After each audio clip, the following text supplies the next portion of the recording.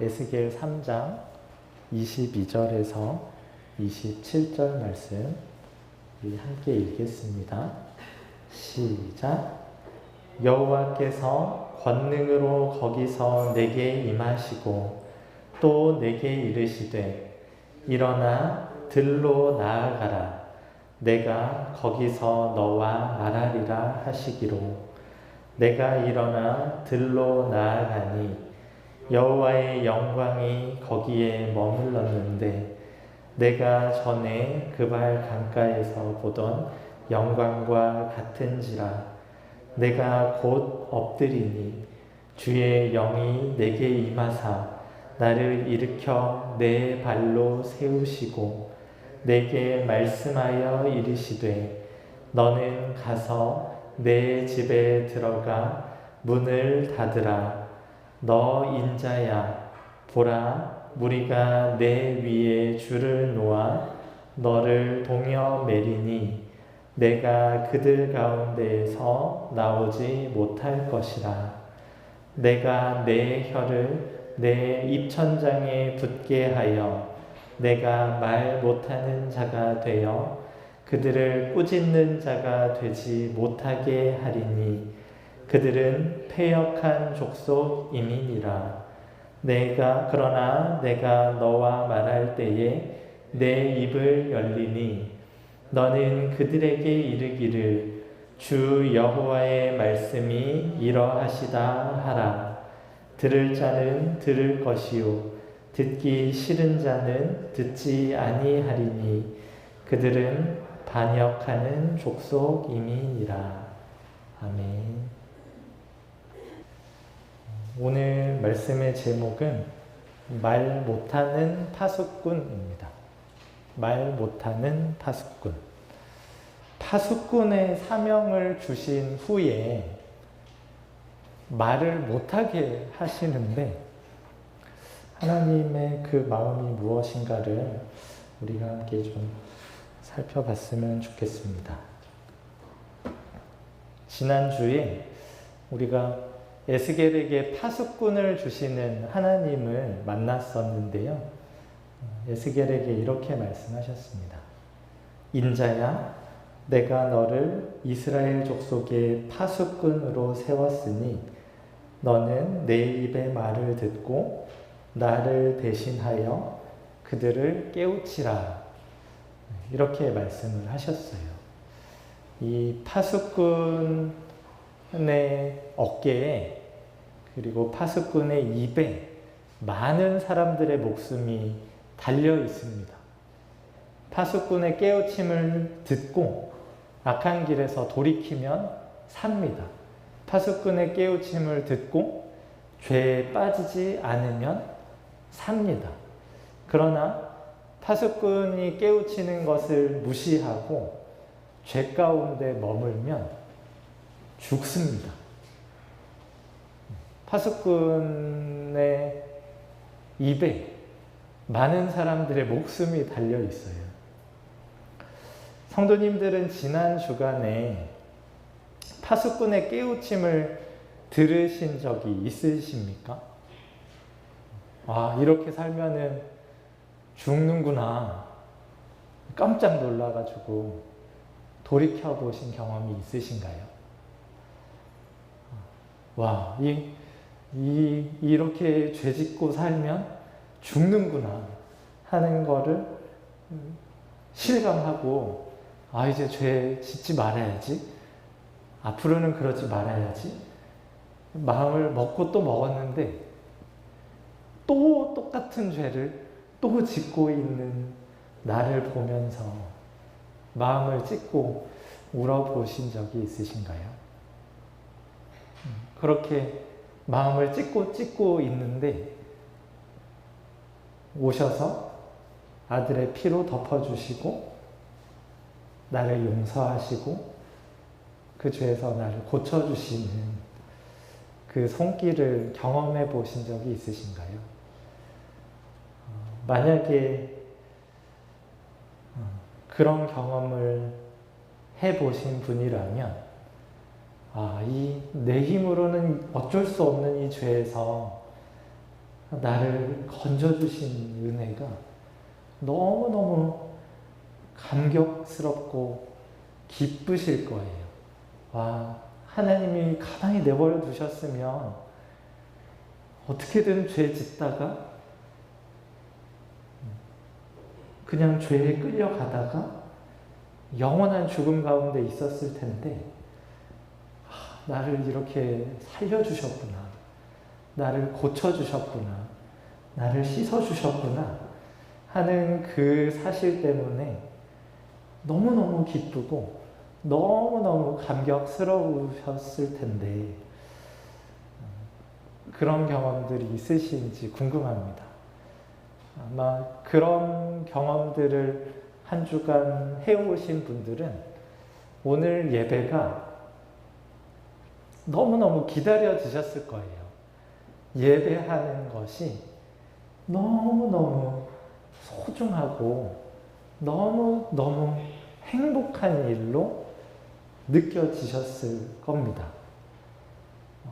반대로 이렇게 말씀은 매일 받았지만 깨우침을 받은 바가 없고 돌이킨 것이 없으시다면 그래서 여전히 뻔뻔한 얼굴과 굳은 마음인 상태에 있으시다면 이 시간이 무척 지루하게 느껴지실 겁니다. 아마 졸리실 거예요. 이게 다 무슨 소용인가? 우리는 누군가? 여긴 어딘가? 우리가 하고 있는 건 뭔가? 이런 생각에 빠지다가 이제 의식을 잃으실 텐데 유튜브로 보고 계시는 성도님들은 아마 훨씬 그 정도가 심하실 테고 이쯤 되면 아마 채널을 돌리셨거나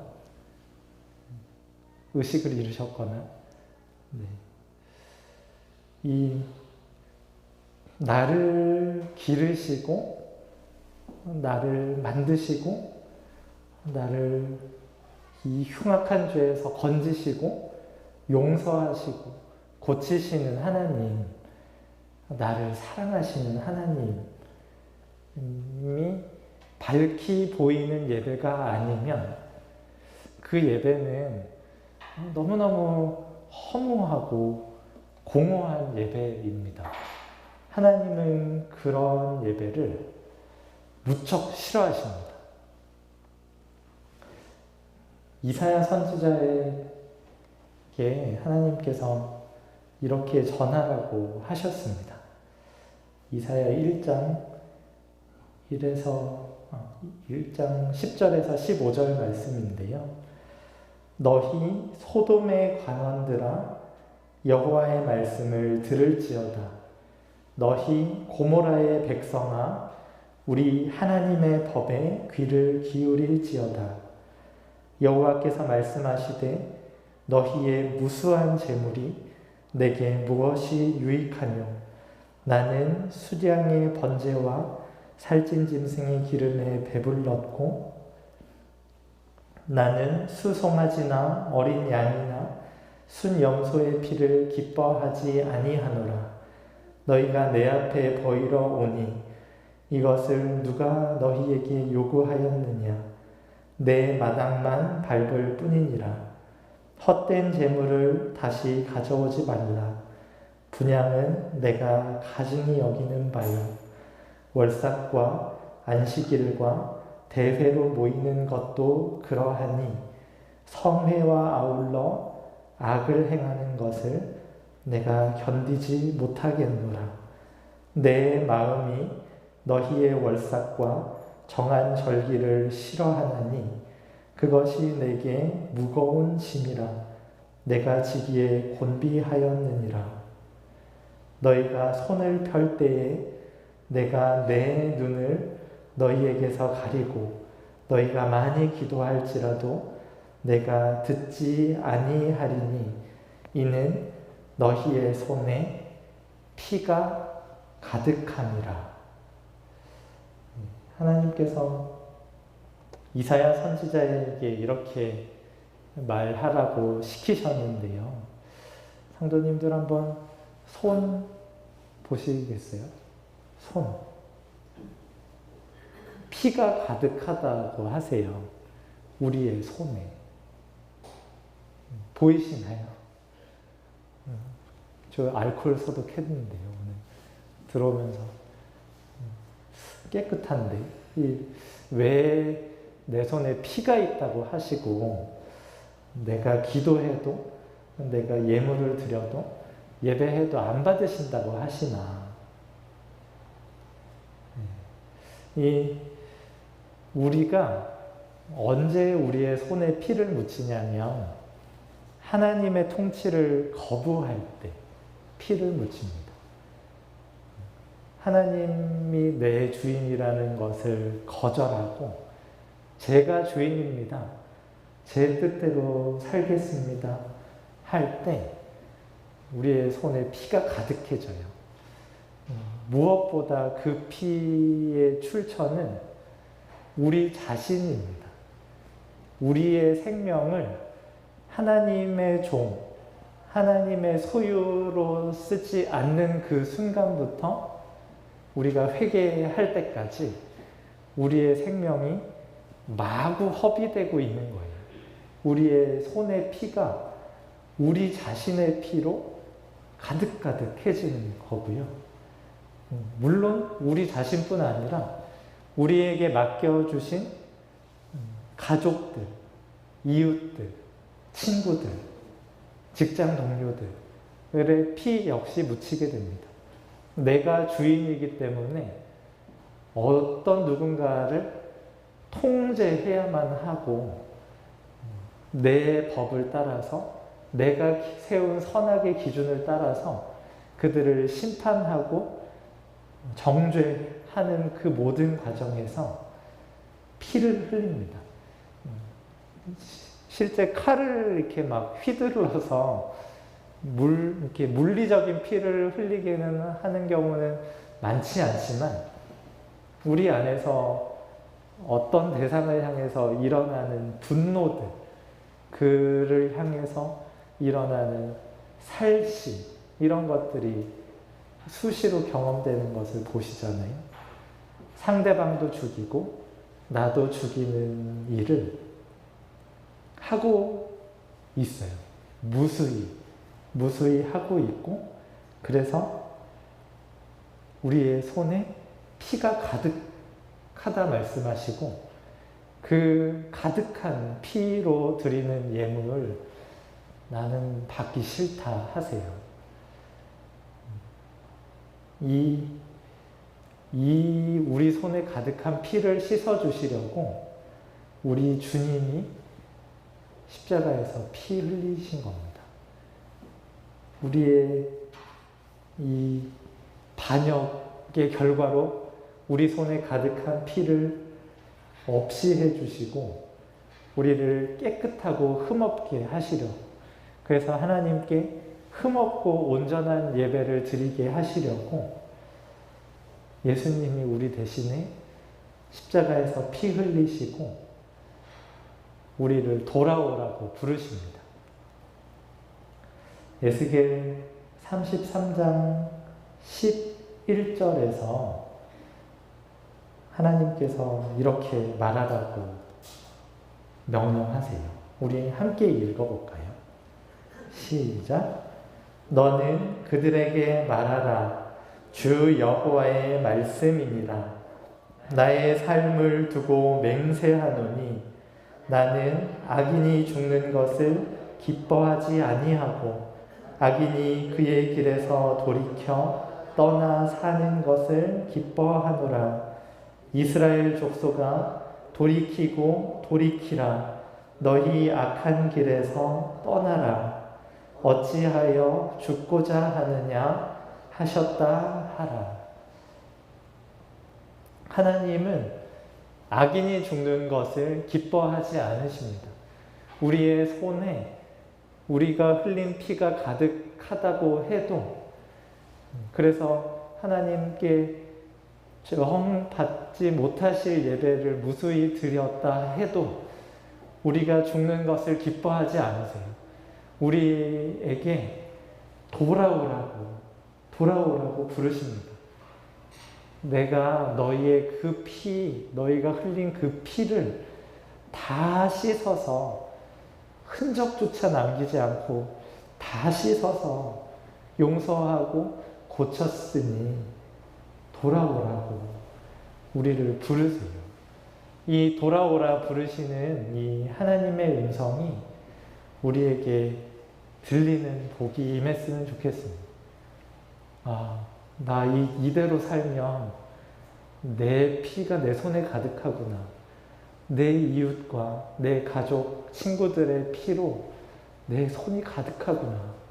이대로 죽는구나 하는 거를 빨리 깨닫고 예수님 흘리신 그 피로 깨끗이 씻어 주님께로 돌아와 주님과 화목하며 하나님과 사랑의 관계를 우리가 다 누릴 수 있으면 좋겠습니다. 이 파수꾼의 임무가 목숨과 관계된 것이기 때문에 그 책임이 너무너무나 막중합니다. 이 파수꾼이 자기 임무를 잘 수행하면 죽을 사람이 사니까 얼마나 중요해요. 그래서 하나님이 이 파수꾼의 사명을 맡은 자에게 너무너무 막중한 책임감을 부여하세요.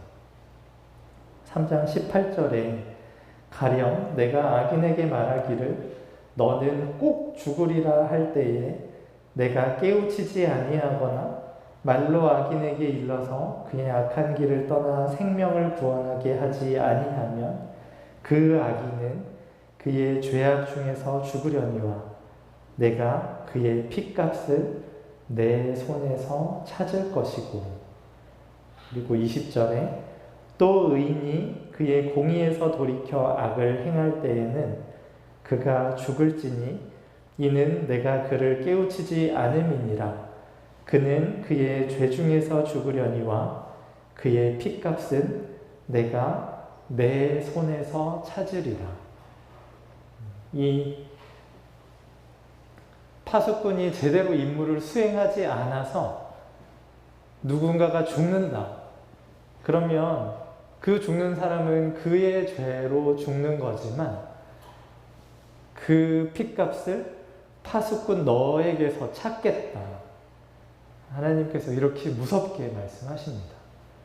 그래서 파수꾼은 정신을 바짝 차려야 됩니다. 내가 괜히 잠깐 졸았다가 깨우치지 않아서 누가 죽었다. 그럼 그거 내 책임인 거거든요. 그래서 이 정신을 바짝 차리고 높은 곳에 올라가서 위험이 오나 안 오나를 계속 살펴야 돼요. 그리고 뭔가 조짐이 보인다. 그러면 큰 소리로 경계 경보를 발동시켜야 됩니다. 이렇게 하는 게 우리가 일반적으로 생각하는 파수꾼의 역할이잖아요. 그런데 하나님께서 오늘 말씀에서 선뜻 이해하기 어려운 명령을 하세요. 24절 말씀인데요. 우리 함께 읽어보겠습니다. 시작. 주의 영이 내게 임하사 나를 일으켜 내 발로 세우시고 내게 말씀하여 이르시되 너는 가서 내 집에 들어가 문을 닫으라. 파수꾼이면 이 높은 망대에 올라가서 경계 초소 같은 데 들어가서 이게 오나 안 오나 잘 보고 사람들한테 큰 소리로 적군이 쳐들어온다. 위험이 발생했습니다. 이런 큰 소리로 경보를 발령해야 될 것 같은데 하나님께서 집에 들어가라. 야, 이 지금 델 아비브에 있던 에스겔을 들로 불러내셨거든요. 거기에서 하나님의 영광을 보여주시고 또 그 앞에서 엎드리고 영의 임재로 일어나게 해주신 하나님께서 굳이 들로 이렇게 데리고 나오신 다음에 가서 집에 들어가서 문을 닫으라 라고 말씀하세요. 아니 그러실 거면 굳이 왜 들로 데리고 나오셨나요? 이런 질문이 들지 않겠어요? 아마도 집에 있었을 텐데 일주일 동안 바들바들 떨면서 이 근심하고 분한 마음으로 애통하며 지내고 있는 그에게 파수꾼의 사명을 주시고는 들로 불러내어서 그때 그발강가에서 보여주셨던 그 찬란한 영광을 보여주신 후에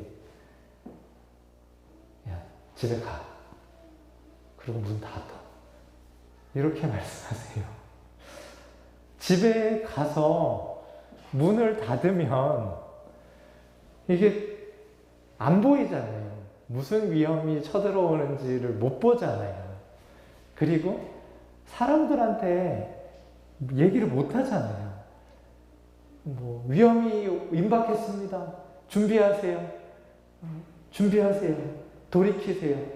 이 말을 못하는 환경으로 집어넣으세요. 지금 자기 동족들 악행을 막 저지르고 있고 여전히 반드시 죽을 길로 행하고 있는 이 사람들을 빨리 막 깨우쳐가지고 정신 차리게 해가지고 살게 해야 되는데 막 집에 들어갈 틈이 어디 있어요. 막 어떤 제가 이렇게 담임 목회자로 부임한다니까 어떤 분이 한 달에 한 달? 세 달? 한 달? 뭐든 구두를 일정 주기로 갈아치워야 된다. 맨날 돌아다니면서 전도하고 신방하고 해야지 이게 교회가 되지. 안 그러면은 이게 안 된다. 막 이러면서 저 되게 많이 격려해 주셨는데 지금 에스겔도 파수꾼 사명을 받았으니까 형제님 정신 차리세요. 이거 큰일 납니다. 이대로 살면 죽습니다. 이러면서 막 돌아다녀야 되잖아요. 마을마다 집집마다 돌아다니면서 정신 차리세요. 지금 이대로 살면은 반드시 죽습니다. 손에 가득한 피를 빨리 씻으세요. 하나님께 돌아오세요. 이 말 해야 되는데 집에 가래요. 집에 가서 문을 닫으래요. 그리고서는 이렇게 말씀하세요. 너 인자야 보라 무리가 내 위에 줄을 놓아 너를 동여매리니 내가 그들 가운데에서 나오지 못할 것이라. 내가 내 혀를 내 입 천장에 붙게 하여 내가 말 못하는 자가 되어 그들을 꾸짖는 자가 되지 못하게 하리니 그들은 패역한 족속임이니라. 집에 들어가면 문을 닫으면 파수꾼 못하는 거잖아요. 그런데 거기에 추가해서 무리가 너를 줄로 동여맨다. 그래서 줄을 안 풀어줄 거다 라고 하시고 내가 네 혀를 네 입 천장에 붙게 할 거다. 그래서 너 말 못하게 할 거다. 이렇게 말씀하십니다. 이 천장에 한번 붙여보시겠어요? 그러고서는 할렐루야 한번 해보실까요? 입 천장에 붙인 상태로 할렐루야 할렐루야 아니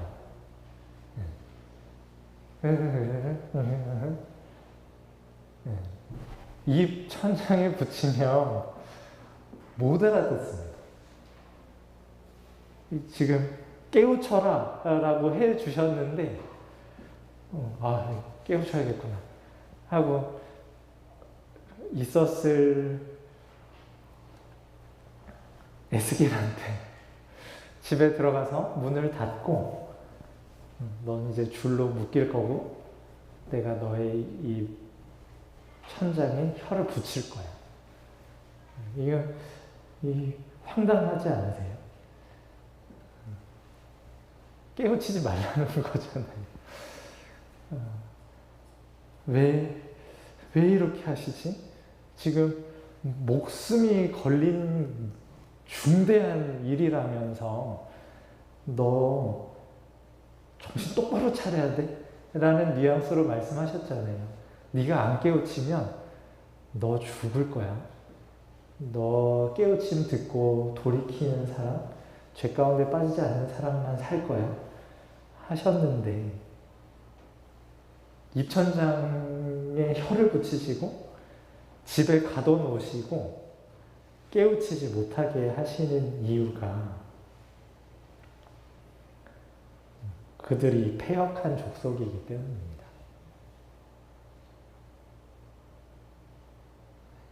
아무나 구원하지 않으시겠다는 말씀이에요. 아무나 구원하지 않겠다. 하나님께서 고르고 고르신 사람에게 하나님이 원하시는 때에 원하시는 방식으로 꾸짖게 하시고 그가 알아듣고 돌이키게 하시려고 이 파수꾼의 사명을 주신 후에 제한을 거세요. 이 철통 같은 제한을 거시고 내가 말하라고 하는 사람에게만 내가 말하라고 하는 그 내용으로 깨우쳐라라고 하십니다. 이 패역하는 족속에 대한 마땅한 보응은 사실 멸망입니다. 이 반역자는 살려두면 안 돼요. 반역자들 반역하는 거 보고 잘 살던 사람들도 동요하거든요.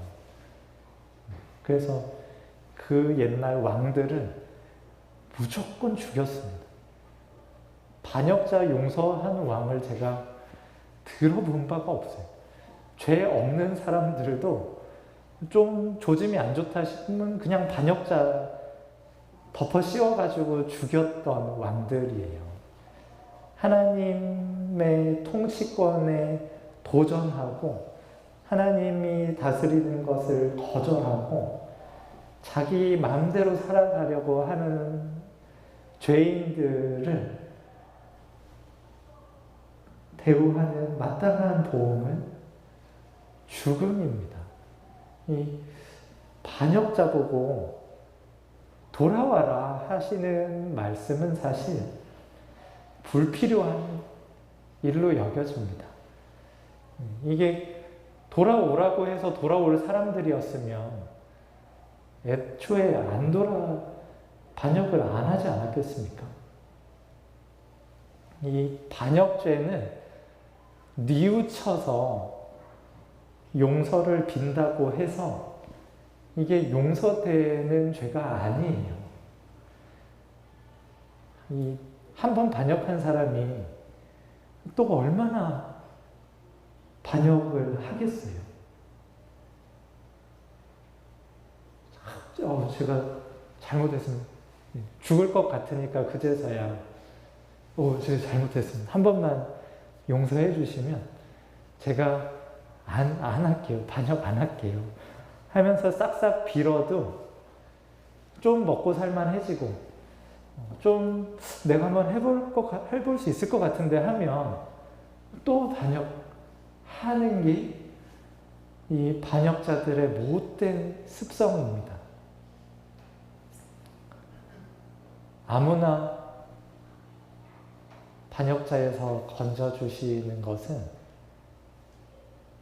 하나님을 너무 허술한 분으로 보는 거예요. 하나님은 매우 정확하시고 공평하신 분입니다. 죄값을 정확하게 받으시는 분이세요. 하나도 빠짐없이 그가 저지른 반역을 하나도 잊지 않고 다 기억하고 계십니다. 오, 이거. 오, 이렇게 나한테 반역하고 있구나 하는 거를 다 기억하고 계시고, 이거 죄값 받아내야지 하며 기다리고 계세요. 그 죄값에 상응하는 값은 오직 사망입니다. 사실 다 죽어야 될 사람들이에요. 바벨론에 끌려가서 이렇게 좀 회개하고 돌아오고 그럴 성질의 죄인들이 아닙니다. 아마 대충 우리가 잘못했다 하고 돌아왔으면 여전히 반역하면서 살 사람들이에요. 그래서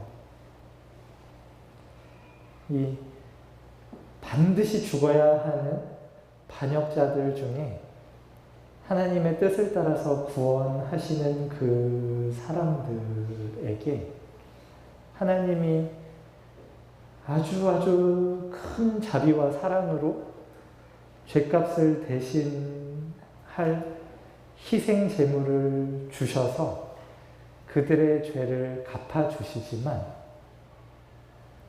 그 은혜를 받아 누리는 그들 역시 죽음을 통과해야 됩니다. 반역자인 상태 그대로 용서받을 수 없어요. 반역자인 상태 그대로 하나님과 화목할 수가 없습니다. 희생제물이 죽을 때 그들도 같이 죽어야 됩니다. 그들이 하나님과 이 언약 관계 안에 들어올 때 반역자였던 그들은 죽어야 돼요. 그리고 새로운 언약 백성으로 다시 태어나야 됩니다. 그 일이 일어나기까지 깨우치지 못하게 하세요. 죽을 때까지. 그들이 죽음을 경험하고 그들이 부활을 경험할 때까지 에스겔의 입을 막으십니다. 그러나 영원히 막으시는 건 아닙니다. 27절에서 이렇게 말씀하세요. 그러나 내가 너와 말할 때에 내 입을 열리니 너는 그들에게 이르기를 주 여호와의 말씀이 이러하시다 하라. 들을 자는 들을 것이요 듣기 싫은 자는 듣지 아니하리니 그들은 반역하는 족속임이니라. 하나님께서 입을 여실 때가 있으십니다. 에스겔에게 입을 열어서 깨우치게 하시고 그 깨우침을 듣고 돌이키게 하시는 때가 와요. 이게 에스겔은 이렇게 오래 걸리려나? 그게 그렇게 길까? 싶었을 수 있는데 꽤 오랜 시간이 흘러야 됐습니다. 에스겔 33장 22절에 이렇게 기록되어 있습니다. 우리가 사로잡힌 지 12째 해 10째 달 5째 날에 예루살렘에서부터 도망하여 온 자가 내게 나와 말하기를 그 성이 함락되었다 하였는데 그 도망한 자가 내게 나오기 전날 저녁에 여호와의 손이 내게 임하여 내 입을 여시더니 그 다음 아침 그 사람이 내게 나올 그때에 내 입이 열리기로 내가 다시는 잠잠하지 아니하였노라. 이때 들에서 닫아두셨던 그 입이 사로잡힌 지 12째 해에야 열립니다. 예루살렘이 함락되었다는 소식을 들을 때 예루살렘의 함락과 함께 예루살렘에 있던 성전도 함께 무너지고 예루살렘 성벽도 무너져서 더는 소망이 없는 상태에 이르게 되거든요. 이게 주전 586년의 일인데요.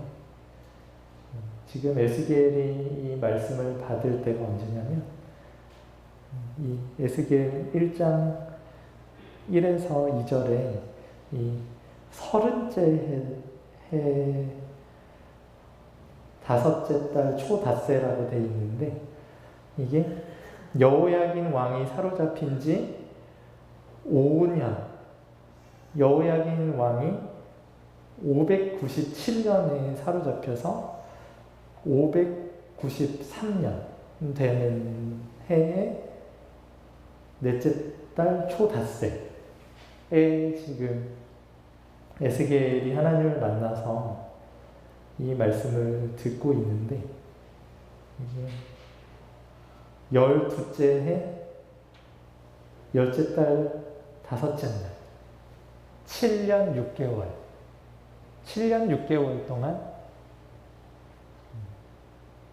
말 못하는 자로 지냅니다.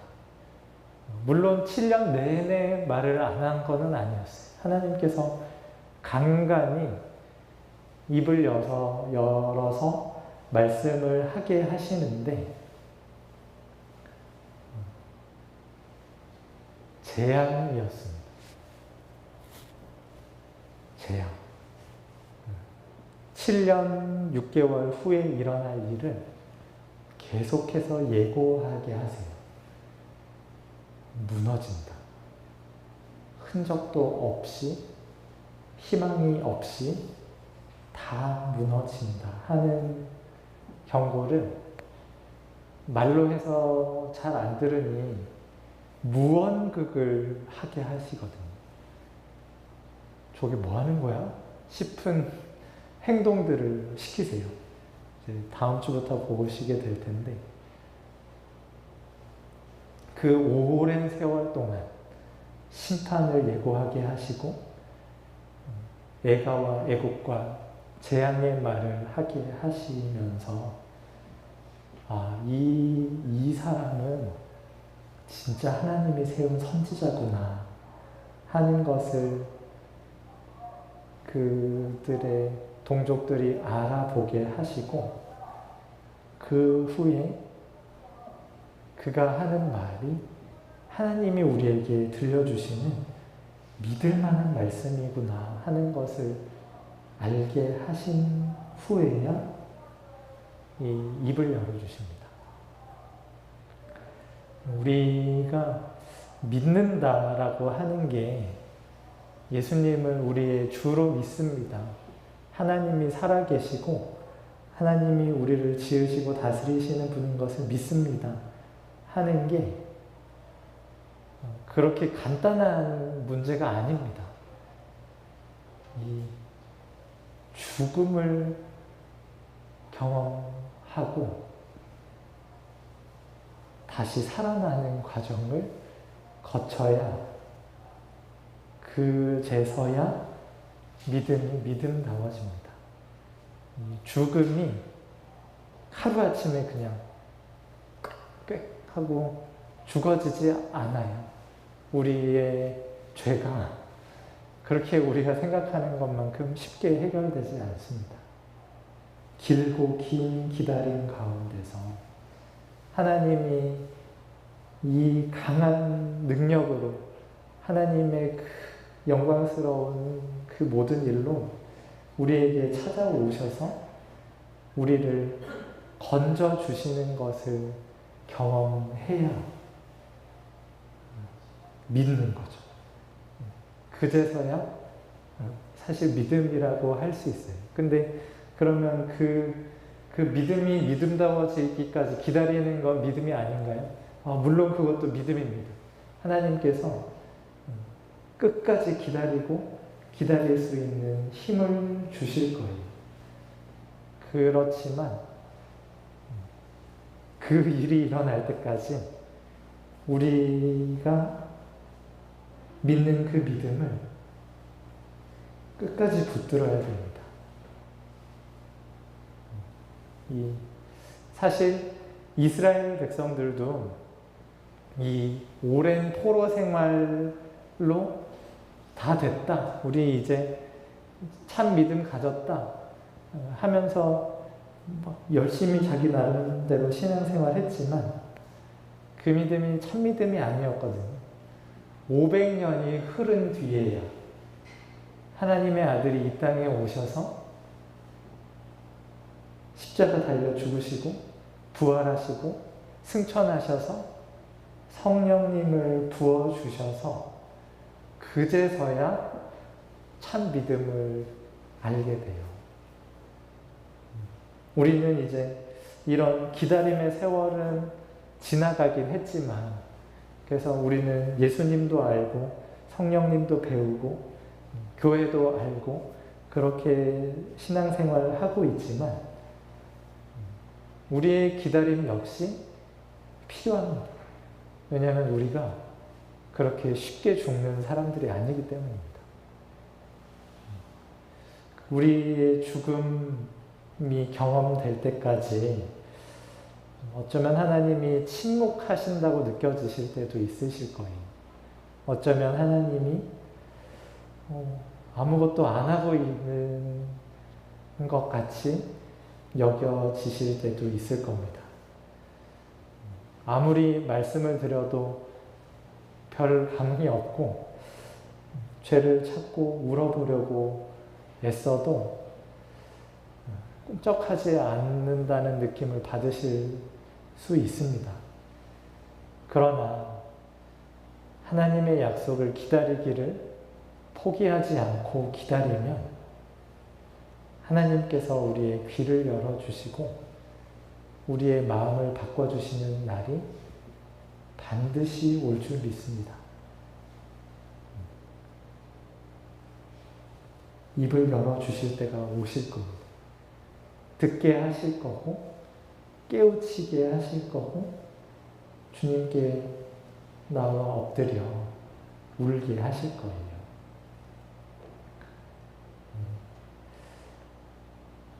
사도 바울이 이렇게 고백합니다.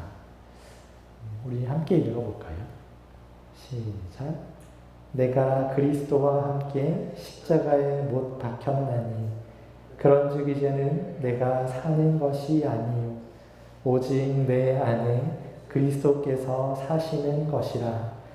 이제 내가 육체 가운데 사는 것은 나를 사랑하사 나를 위하여 자기 자신을 버리신 하나님의 아들을 믿는 믿음 안에서 사는 것이라. 내가 그리스도와 함께 십자가에 못 박혔습니다 하는 고백을 하는데 이 고백이 물론 단번에 하나님께서 단시간에 허락해 주시는 믿음이지만 내가 죽습니다.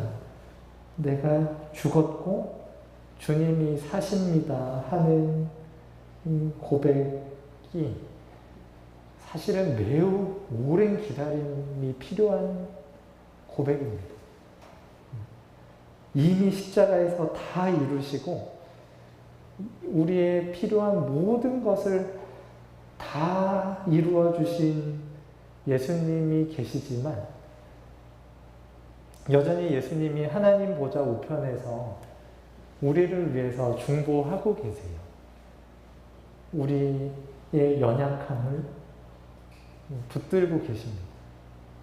우리가 주님 앞에서 죽음을 경험할 때까지, 그리고 그 가운데서 다시 사는 것을 경험할 때까지 이 말 못하는 파수꾼처럼 잘 들려지지 않고 잘 깨달아지지 않고, 그럴지라도 하나님 앞에 머물러 있기를 포기하지 않고 기다리는 자에게 하나님이 약속하신 그것을 반드시 이루실 날이 올 줄 믿습니다.